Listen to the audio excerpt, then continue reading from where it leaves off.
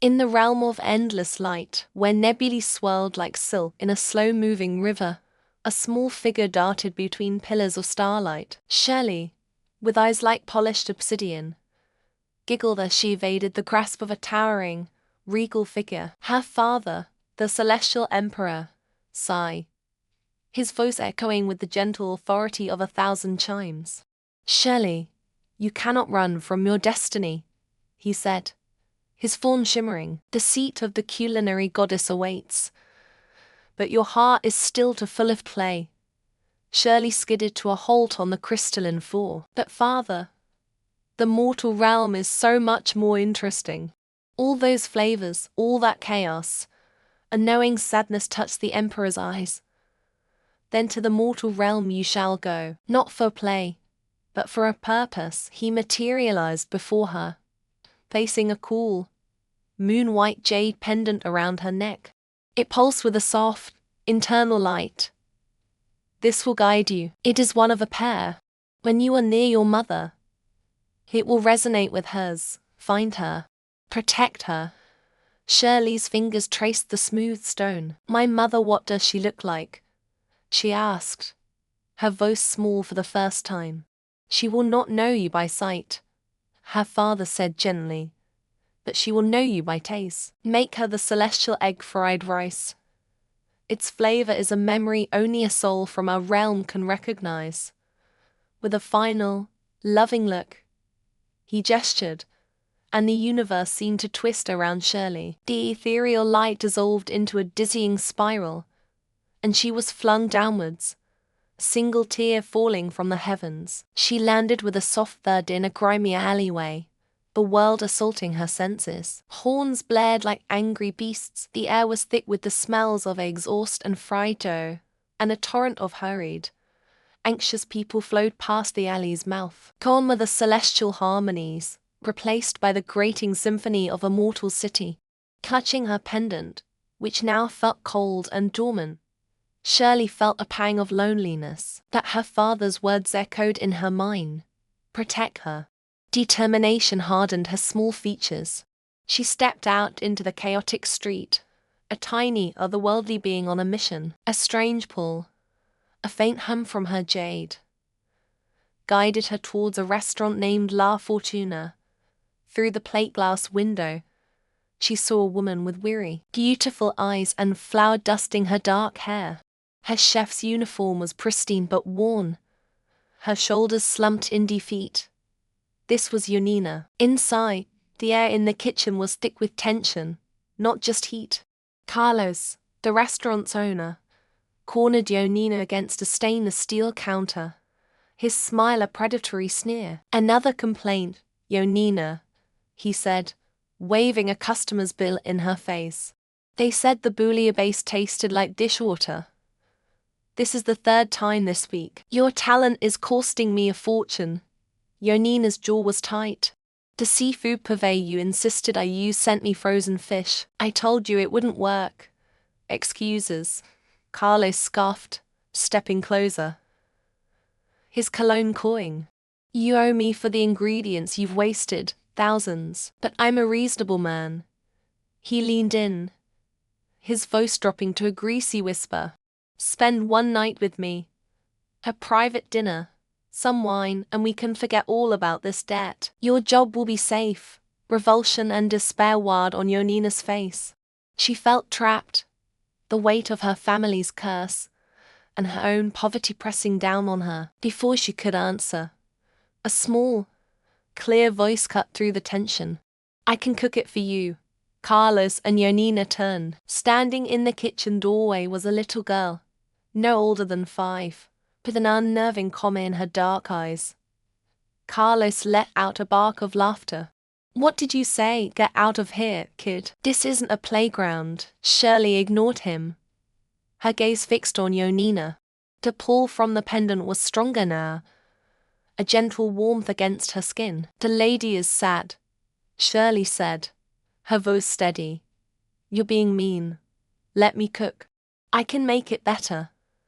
Something in the child's unwavering confidence made Yonina hesitate. Carlos, however, saw an opportunity for further humiliation. Fine, he sneered, gesturing grandly. Be my guest, cook the bouillabaisse, and while you're at it, make the coq au vin the other table sent back. Let's see what a little brat can do. The kitchen staff snickered, expecting a disaster, but Shirley simply hopped onto a stool, her small hands moving with an impossible, fluid grace. She didn't measure. She simply gathered ingredients. A flick of her wrist sent herbs dancing into a pot. The wine for the coq au vin swirled into the pan, its aroma instantly deepening, filling the kitchen with a scent so rich and complex that the mocking laughter died in the chef's throats. She moved like a seasoned maestro conducting an orchestra of flavors, her expression one of serene focus. It wasn't cooking, it was artistry, a culinary ballet. Within minutes, 2 dishes sat on the pass, steaming and perfect. Just then, a distinguished-looking man who had been dining alone, a renowned food critic, though Carlos didn't know to approach the kitchen to lodge his own complaint. Carlos intercepted him, ready to offer profuse apologies. But the critic's eyes were locked on the 2 plates. What is this? The critic asked, his voice hushed with reverence. He took a tentative spoonful of the bouillabaisse. His eyes widened, he took another. Then he tasted the coq au vin. The man, known for his acerbic reviews and impossibly high standards, looked utterly stunned. This, he breathed, looking from the plates to the kitchen staff. This is not just food. This is a work of art, the depth of flavor, the balance, it's transcendent. Who is the genius responsible for this? All eyes fell on the small girl wiping her hands on a towel. Carlos's face went from smug to ashen. The public humiliation was a palpable force, sucking the air from the room. He was ruined. Before he could splutter a response, Yonina took Shirley's hand, a dazed, grateful expression on her face. She felt the bizarre, inexplicable connection to this strange child. As their hands touched, she felt the faint warmth from the simple jade pendant she always wore beneath her uniform of family heirloom. For a fleeting second, it seemed to glow in sync with the one around the little girl's neck. They slipped out of the restaurant and onto the nosy street, leaving the simmering chaos behind. The night air was cool on Yonina's flushed cheeks. She had lost her job, but she felt strangely liberated. She knelt to face the little girl who had just saved her from a terrible fate. The single bare bulb in Yonina's apartment cast long, weary shadows across the peeling wallpaper. Yonina sank onto the edge of a worn-out sofa, her head in her hands. It's no use, Shirley, she whispered, her voice cracking. It's a curse. I've known it my whole life.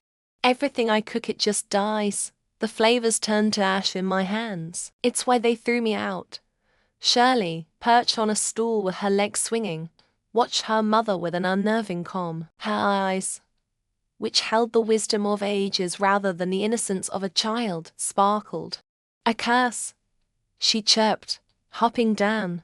She padded over and tapped a tiny finger between Yonina's furrowed brows. Curses are just naughty bits of magic that have lost their way. Let's help it find the door. With a mischievous wink, Shirley made a soft poof sound with her lips. Yonina felt nothing, a familiar wave of hopelessness washing over her. But when she looked up, the oppressive weight that had clung to her for years seemed lighter. Okay, Mommy, Shirley announced, grabbing her hand. Plan B, we need money, and you need to cook. We're going to the night market to sell egg fried rice. Fried rice. Yonina's voice was faint. Maybe if we sell it for cheap, for dollars, we might sell a few bowls before people realize. Shirley just giggled, a sound like tiny bells. The night market was a chaotic symphony of sizzling woks, shouting vendors, and a river of hungry people. The air was thick with the scent of grilled squid and spiced tofu, while Yonina nervously set up a rickety folding table and a single portable stove. Shirley went on a mission. She didn't steal, she simply charmed. A smile at the egg vendor earned them 2 dozen of the freshest, most golden yolk eggs.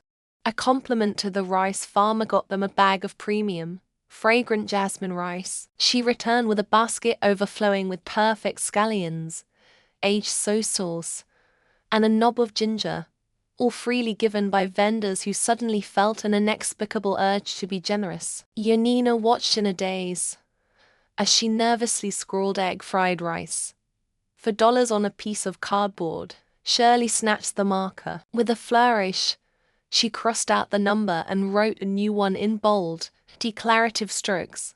$400, Shirley. No, Yanina hissed, trying to grab the sign. Are you insane? We'll be arrested. No one will buy that. The right person will, Shirley said with absolute certainty, placing the sign front and center. We don't need 100 customers. We just need one. Her prophecy came true in the form of a man with a fluorescent pink mohawk and a phone mounted on a selfie stick. What's up, Grub Gang? It's your boy Gourmet Gus. And I think I found the biggest scam in the city. He zoomed in on their sign. $400 egg fried rice. Can you believe the nerve? Let's see what kind of garbage these grifters are peddling. He slammed for crisp $100 bills on the table, his live stream capturing every moment. Yanina's hands trembled as she cracked the eggs into the wok. But as the heat hit the oil, something shifted. Her movements, once hesitant, became fluid and sure. The scent that rose from the pan wasn't the familiar aroma of failure, but a sublime fragrance that seemed to quiet the surrounding chaos. It was nutty, savory, and impossibly complex. Gus took a heaping spoonful, his expression a mask of smug cynicism. He put it in his mouth. Silence, his eyes widened. He chewed slowly, reverently, as if processing a divine revelation. The sarcasm melted from his face, replaced by pure, unadulterated awe. This isn't rice, he stammered to his thousands of viewers. This is a masterpiece. Each grain is separate, coated in a perfect layer of egg. The flavor it's better than anything I've ever had. It makes the Yates family's signature dishes taste like cafeteria food. The declaration hung in the air, electric. The crowd, drawn by the commotion, began to murmur. Within minutes, a line snaked down the alley. A mix of curious foodies and Gus's loyal followers, all clamoring for a taste of the legendary $400 fried rice. The news traveled faster than the sizzling oil. Just as Yanina was catching her breath, the crowd parted. Two figures, radiating wealth and disdain, strode through. Shella, in a silk dress that cost more than Yanina's rent for a year, and her brother Tilden, sneered at the humble stall. Well, Shella's voice dripped with poison. Look what the gutter coughed up. The shame of the Yates family, selling peasant food on the street. And with your little bastard child, no less. How utterly shameless. The words struck Yanina like a physical blow. She flinched, shame burning her cheeks as the crowd's curious stares turned to whispers of judgment. But before she could retreat into her shell, another figure arrived, silencing the market. It was Grandpa Yates, the family patriarch, his face etched with a deep, weary regret. Yanina, he said, his voice raspy but firm. He ignored Shella and Tilden completely. I was wrong to send you away. Your talent, it was never the problem. He looked at the golden rice in the wok, his gaze softening. The family's culinary succession competition is next week. You will participate. Shella scoffed loudly. Grandpa, are you serious? With this simple street food, she wouldn't last one round. Oh, my mummy will do more than last. Shirley piped up, stepping forward and planting her hands on her hips. Her small frame seemed to radiate an immense, unshakable power. She win. In fact, let's make a bet, Auntie Shella. If my mum beats you, you have to slap yourself 10 times, loudly, in front of everyone. A wave of snickers rippled through the crowd. Shella's face contorted in a mask of pure fury. You insolent little brat. Grandpa Yates held up a hand. He accepted a small sample of the fried rice from a customer. He tasted it, and for a moment, the years seemed to fall away from his face. A look of profound wonder, and then pride, settled in his eyes. The girl is right, he declared, his voice booming with renewed authority. The wager stands. Yonina will compete. Shella and Tilden seethe, their elegant facades cracking to reveal the raw ugliness beneath. As they stalked away from the stall, their retreat cloaked by the cheering crowd, Tilden's whisper was a venomous hiss in his sister's ear. Don't worry, the competition won't matter. That deadly curse we placed on the old man is almost mature. Soon, he'll be out of the way, and everything will be ours. The Grand Yates kitchen, a cavern of stainless steel and silent copper pots, was Shirley's secret domain. Long after the staff had retired, the little girl moved with a purpose that defied her years. She had overheard Shella and Tilden, their voices like venomous whispers, detailing the slow-acting curse they'd woven into Grandpa's medicine. But Shirley knew a different kind of magic. Her small hands, guided by an ancient, divine instinct, worked over a simmering pot. She didn't measure, she felt, a gnarled root of angelica, hamming with restorative energy, slices of ginger, sharp and fiery, to chase away the encroaching yin, tender lamb, to rebuild the very essence of life. A faint, golden light, invisible to mortal eyes, swirled from her fingertips into the broth, transforming it from a simple soup into a potent elixir. The aroma alone was a promise of life, a defiant countermelody to the house's stagnant despair. The next morning, the tension in the Yates dining hall was thick enough to taste. Grandpa Yates, withered and frail, sat slumped at the head of the table, his gnarled hand trembling on his cane. When a servant, following Shirley's whispered instructions, placed a steaming bowl of the lamb soup before him, Shella shot to her feet. "What is this?" she screeched, her voice sharp enough to shatter glass. "I didn't authorize this dish. Yonina, you conniving snake. Are you trying to poison father?" Yonina, standing meekly by the wall, blanched. "I didn't make that." "Lies." Shella sneered, turning her venom on Grandpa. "Father, don't touch it. It's from her. She wants to finish you off and seize the family fortune." Grandpa Yates lifted his heavy eyelids. The fragrant steam from the soup curled into his nostrils, a scent that seemed to awaken a long-dormant part of his soul. It smelled not of food, but of memory, of life itself. He waved a dismissive, trembling hand at Shella. "Enough. I will try it." He lifted the spoon with a shaking hand. As the first sip of the rich, warm broth touched his tongue, his eyes widened. The world dissolved. He was no longer in his dining room but soaring through a celestial sky. A golden dragon, the mighty lung, called around him, its scales shimmering with primal power. A vermilion phoenix, its plumage a blaze of fire, sang a note that resonated in his very bones. Warmth, potent and overwhelming, flooded his veins, burning away the icy tendrils of the curse that had held him captive for years. He gasped, a deep, rattling breath that turned into a full, vital inhalation.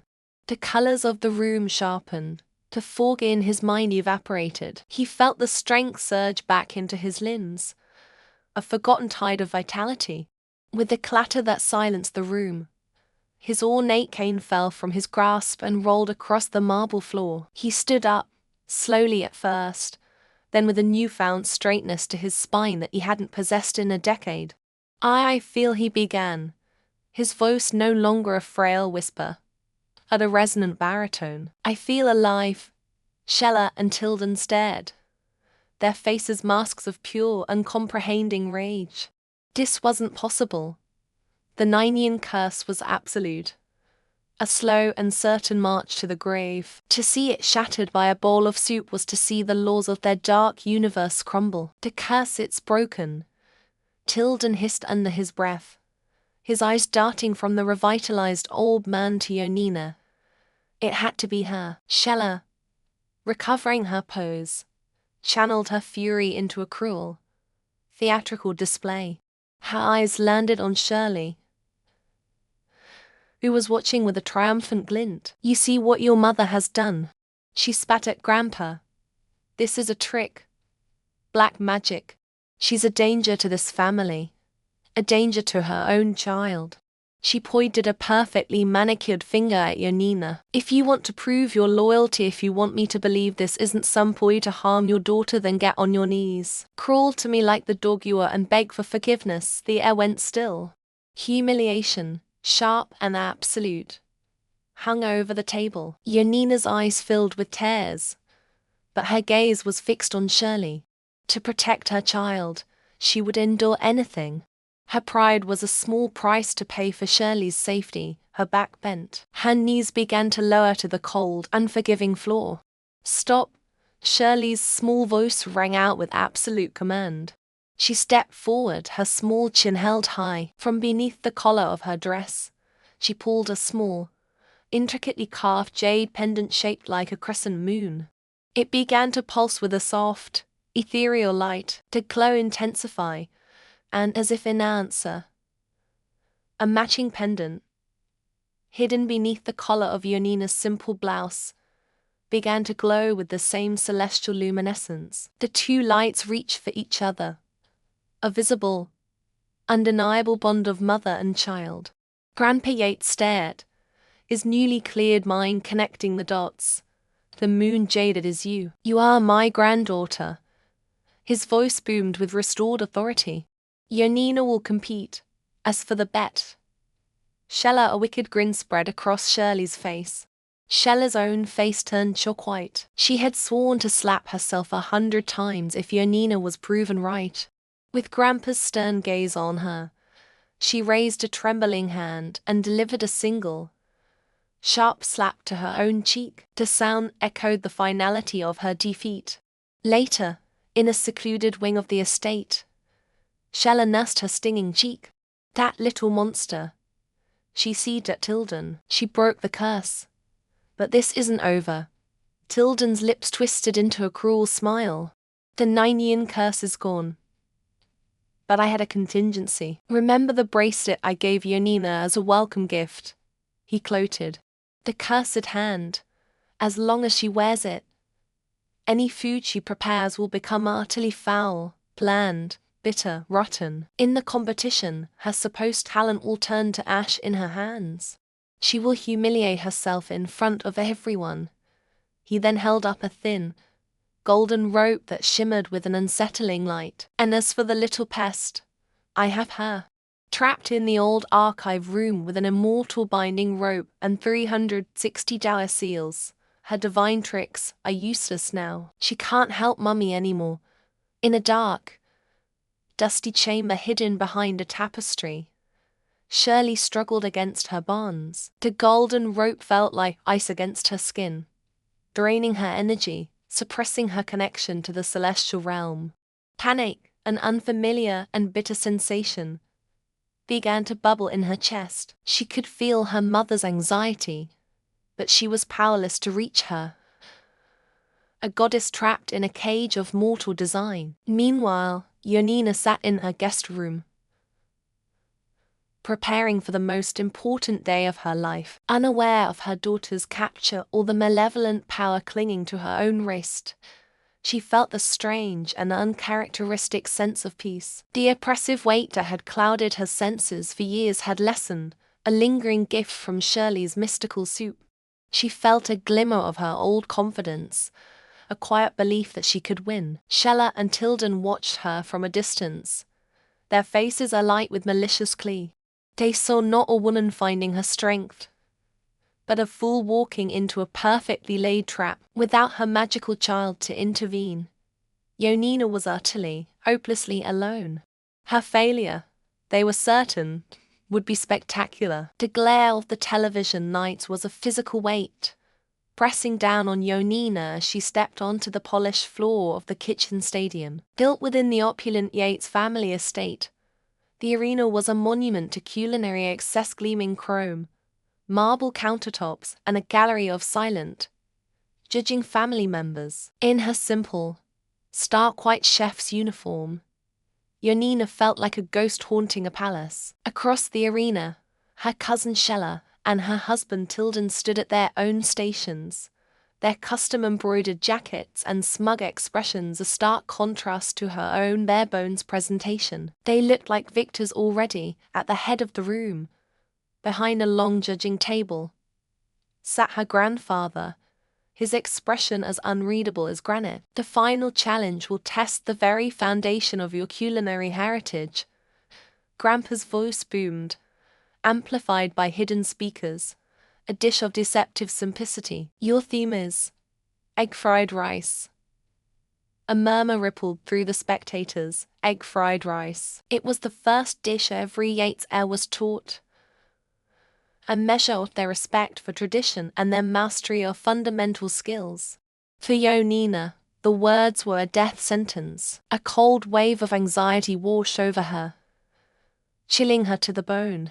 Her hands trembled, and she instinctively gripped the cursed bracelet on her wrist. All her life, it had been a shackle, a source of culinary humiliation, ensuring everything she touched turned to flavorless ash. She could almost taste the memory of her past failures, the burned pans, the inedible meals, the quiet disappointment in her father's eyes. Look at her, Shella hissed to Tilden, her voice a stage whisper designed to carry. Without that strange little girl to cook for her, she's helpless. I can't wait to watch Grandpa spit out her swill. Tilden smirked, sharpening a knife with theatrical flair. It's a mercy killing, really, putting her culinary ambitions out of their misery. Her words were barbs, sinking deep. Swill. The word echoed in her mind, a brand seared onto her soul by years of mockery. Panic tightened its icy grip around her throat. She wanted to run, to disappear. But then, a different memory surfaced, warm and bright. Shirley's face, alight with unwavering faith. Mummy, you're the best chef in the world. Her daughter's voice echoed in her heart. You just forgot, Shirley.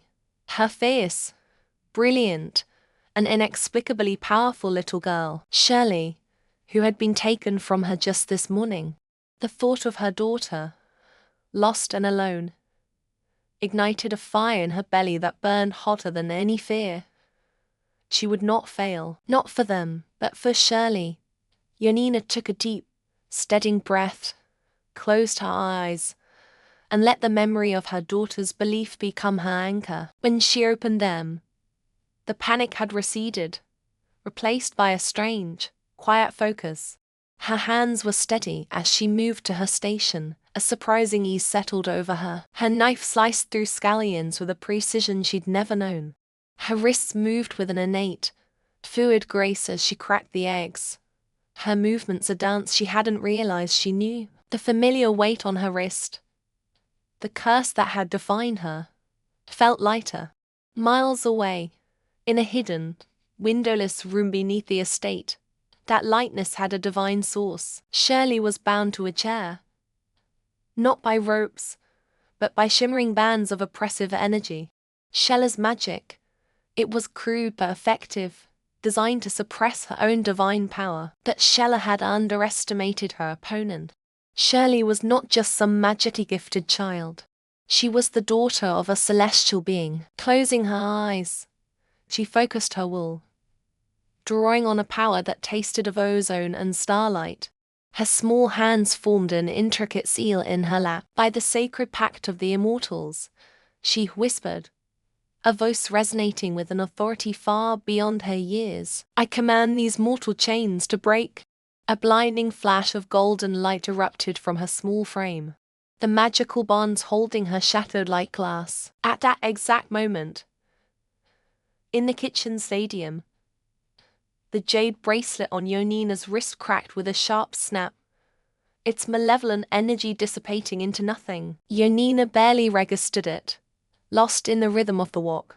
The aroma rising from the pan was intoxicating, the nuttiness of toasted rice, the subtle fragrance of egg, The savory kiss of soy. It was a scent she had only ever dreamed of creating. The judging began. Shella presented her dish first.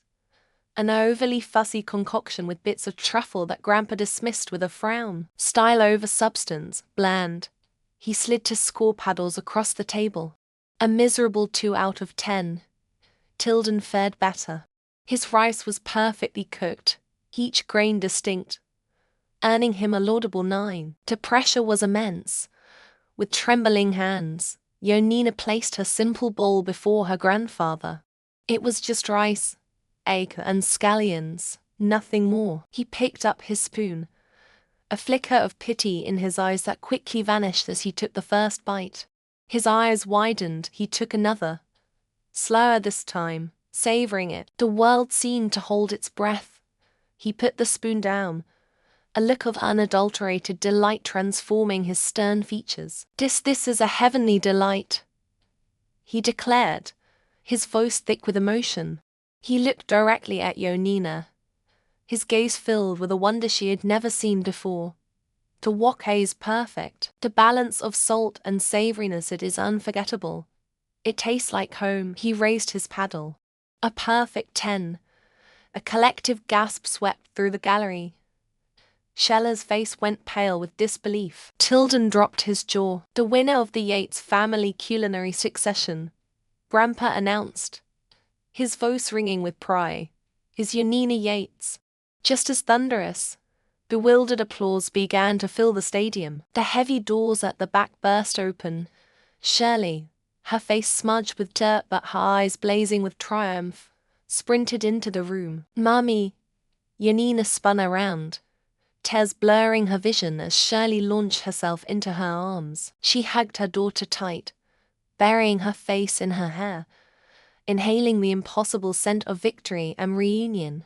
Shella and Tilden stared, their faces masks of horror and dawning comprehension. It was the child. The child was the key. Their foolproof plan had not just failed, it had imploded, exposing them completely. Grandpa's gaze hardened as it fell on Shella. "Shella," he said, his voice dropping to a dangerously low tone that cut through the applause. "For your disrespect to this family, and your abhorrent behavior, all of your bank cards and accounts are suspended, effective immediately. You will remain on the estate and reflect on what it means to be a Yates." He didn't need to say more. In their world, it was a public execution. The humiliation was absolute, a final, satisfying note in Yonina's impossible victory. The afternoon sun cast long, dramatic shadows across the manicured lawns of the Yates family estate.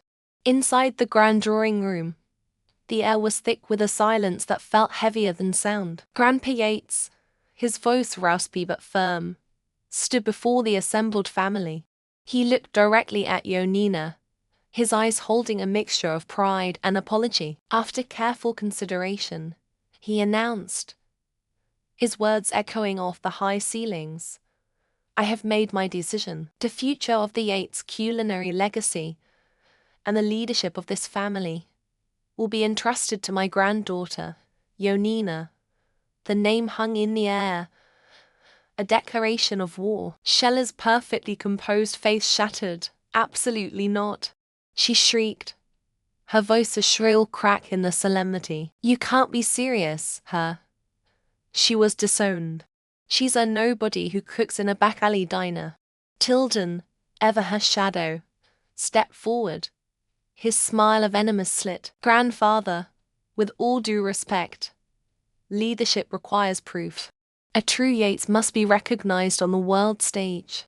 Let her prove herself in the Global Culinary Championship. It's held only once every 10 years. If she can win there, then no one can object." It was an impossible condition, a challenge designed to ensure failure. The championship was a pantheon of culinary gods, a place where Michelin stars were the bare minimum for entry. A tense silence fell as all eyes turned to Grandpa and to Yonina. Grandpa's gaze didn't waver from his granddaughter. He saw not the timid girl who had been cast out, but a woman forged in hardship, her talent honed by passion, not privilege. He gave a slow, deliberate nod. A fair challenge. Yonina will compete. Before doubt could creep into Yonina's heart, Shirley squeezed her hand, her small face set with fierce determination. "Don't worry, Mummy," she declared loudly, her voice ringing with unshakable faith. "You'll win the championship. You'll show them all." Shella let out a cruel, condescending laugh. "Oh, she show us something, all right. Just like she showed her husband how awful her cooking was. Isn't that right, Yonina? Isn't that why he abandoned you and your little brat? He probably took one bite of your food and ran for the hills." The words were acid, burning through Yonina's composure, striking at the one wound that had never healed. Her breath hitched, the victory of the moment turning to ash in her mouth. But Shirley stepped in front of her, a tiny, defiant shield. "You're wrong," she shouted, her eyes flashing with a light that seemed almost otherworldly. "My daddy didn't abandon us. He's not a normal person. He had to go away. But it wasn't because he didn't love Mummy's cooking. He loves it more than anything," as Shirley spoke. A strange shimmer filled the air. The opulent drawing room seemed to dissolve, the scent of old wood and roses replaced by the sweet, smoky fragrance of incense and festival food. The tense faces of her relatives faded like a dream, and suddenly, Yonina found herself standing under a string of glowing paper lanterns. They were in the midst of a bustling temple fair, a place that felt both ancient and deeply familiar. And then she saw him, standing by a stall selling spun-sugar dragons. A man in ethereal, flowing white robes watched her. His features were impossibly handsome, carved with a gentle nobility that made her heart ache. He was a memory, a dream, a ghost she had carried for 6 years. He looked just as he had the day he left, not a day older, his eyes holding the same deep, tender love. He glided toward them, the nosy crowd parting for him as if he were an illusion. "Shirley is right," he said, his voice a low, melodic hum that calmed the storm in Yonina's soul. He took her hand, his touch both real and ephemeral, a spark of divine warmth against her skin. "I am her father, and I'm your husband." Tears streamed down Yonina's face. "Well, why did you leave?" "My home is not of this world," he explained, his thumb gently wiping a tear from her cheek. "My time here is restricted by laws you cannot imagine. Leaving you was the hardest thing I have ever done. But I had no choice. I have watched over you both, always. When the time is right, when certain celestial alignments are met, I will be able to return for good. Until then, know that I never, ever abandoned you." He smiled down at Shirley, a mirror of her own mischievous grin. "And your mother's cooking is the finest in all the realms." He leaned in and pressed a soft, lingering kiss to Yonina's forehead. The warmth spread through her, a balm on years of heartache and self-doubt. The vision of the temple fair began to fade, the scent of incense giving way once more to the stale air of the drawing room. His final words echoed in her mind. "Be strong. Your destiny is unfolding." Just as the last shimmer of his presence vanished, Yonina's phone buzzed violently in her pocket. She fumbled for it, her mind still reeling. It was Querita, a voice, a frantic, high-pitched squeal. "Yonina. Thank God. You have to get to the Orient Hotel, right now. It's a disaster." "Querita. What's wrong?" "It's Mr. John, the gourmet phantom. He's here for a surprise inspection, and he's rejected everything. Every single signature dish from every single one of our top chefs. He's about to blacklist the hotel forever. Please, you are our only hope." The pleat cut through Yonina's emotional fog, replaced by a surge of adrenaline. This was it. Not the family drama. Not a competition 10 months away. This was the real test. Right now. She grabbed Shirley's hand. "We have to go."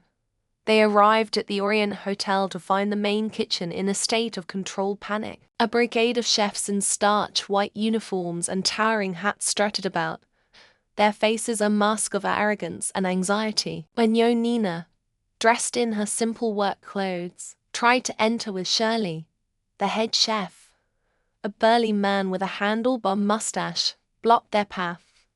He looked them up and down with open disdain. "The service entrance is around the back. We're not hiring dishwashers today," another chef snickered. "Look what the cat dragged in. Go on, shoo. The adults are working here." Yonina's jaw tightened, the familiar sting of humiliation pricking at her. But then she felt Shirley tug on her sleeve. "It's okay, Mommy," she whispered, a playful glint in her eye. "We don't need their permission." Shirley closed her eyes for a second. A faint ripple, like heat off summer asphalt, surrounded them. Suddenly, the chefs looked straight through them, their condescending sneers turning to vacant stares as they continued their frantic work. Oblivious, they were invisible. Shirley giggled and pulled her mother into the chaotic heart of the kitchen. They found an unused prep station in a quiet corner, while the other chefs plated ostentatious dishes, towers of lobster, foams of exotic vegetables, gold leaf sprinkled on everything. Yonina took a deep breath, centering herself. She wasn't here to impress with flash, she was here to cook from the soul. With Shirley as her invisible sous chef, passing her ingredients with silent speed, Yonina began to work. She found simple, perfect vegetables, crisp lotus root, earthy shiitake mushrooms, tender bamboo shoots. She moved with an economy of motion that was almost a dance, her knife a plur. No complex sauces, no molecular gastronomy, just a wok, a flame, and a perfect balance of flavors. She was creating a simple vegetarian stir-fry, a dish so humble it would be laughed out of a fine dining establishment.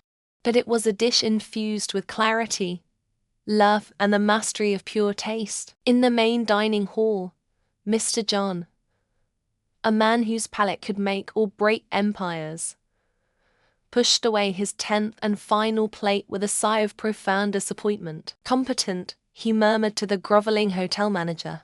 "Technically flawless. Even, but utterly soulless. It is good food, but it is not surprising. There is no joy here." He stood, preparing to deliver the fatal verdict that would ruin the hotel's 5-star reputation, and then it hit him. A fragrance. It started as a whisper, then grew, winding its way through the clatter of the dining room. It was an aroma so captivating, so pure and intoxicating, that it stopped him in his tracks. It wasn't heavy or perfumed. It was clean, savory, with a delicate, nutty undertone that spoke of perfectly caramelized vegetables and the magical, smoky kiss of a searing hot wok. It was the scent of memory, of comfort, of culinary genius. His jaded taste buds, dormant for years, exploded with anticipation. His eyes widened. This was what he had been searching for his entire life. This was not just food. It was art. It was joy. "What is that?" he demanded, his voice sharp with urgency. He began walking, following the scent as if pulled by an invisible string, his expression one of rapturous discovery. The trail led him toward the kitchen doors. The aroma grew stronger, more irresistible with every step. The hotel staff, panicked that he might see the chaos within, rushed to intercept him. "Mr. John, sir, please allow us to escort you out," the manager stammered, gently guiding him away from the door. Mr. John allowed himself to be led away, but his head remained turned, his nostrils flaring as he tried to catch one last trace of the heavenly scent. He didn't know who had cooked it. He didn't know what it was. But as he left the hotel, a slow, intrigued smile spread across his face. He wouldn't be blacklisting the Orient. He would be back. Hidden in the corner of the kitchen, Yonina plated her simple dish, unaware of the storm she had just created and quelled. She looked at the glistening vegetables, a masterpiece of quiet perfection, and then at her daughter, whose belief in her had never once wavered. In that moment, with the promise of her husband's return warming her heart and the proof of her unparalleled talent cooling on a plate, Yonina knew she had already won.